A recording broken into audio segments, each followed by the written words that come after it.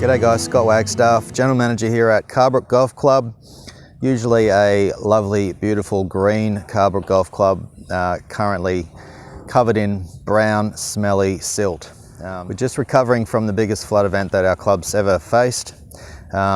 This is Friday, the 4th of March. We're finally able to get into the property and assess the damage this morning. And yeah, we've got a fairly big cleanup ahead of us.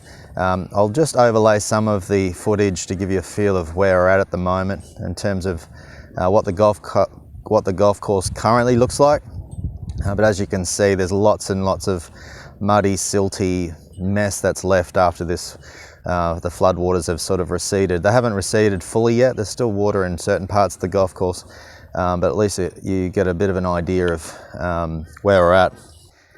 How long will the golf course be closed?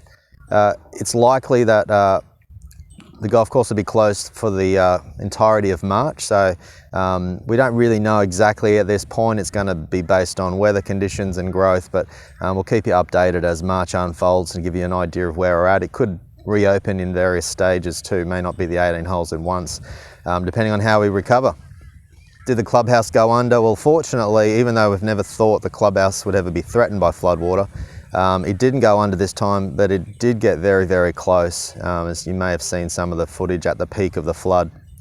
That makes our recovery a little easier, and obviously not having to recover the clubhouse. In terms of our sheds, most of the sheds went under except our most recently built machinery shed, and that allowed us to have all of our machinery and our carts all moved to high ground, so none of that was lost in the flood.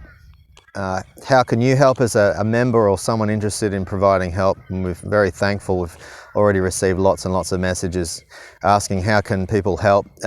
Just at the moment, there's not a lot you can do. Our green staff are currently on site working through the green recovery, and we've got a small number of people helping us, but there's not really the capacity of having a heap of people on site at the moment. Is still very dangerous.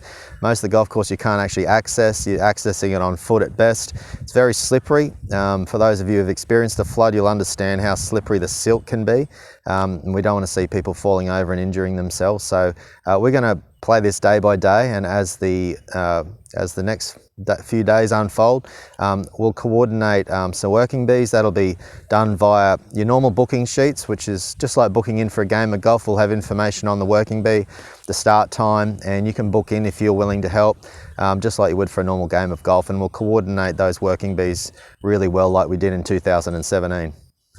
What are you going to do for golf in the meantime? We're currently working with a number of golf clubs to try and provide our members with access at other places, and once we get that finalised, we'll communicate that to the members, and that's most likely going to be early next week.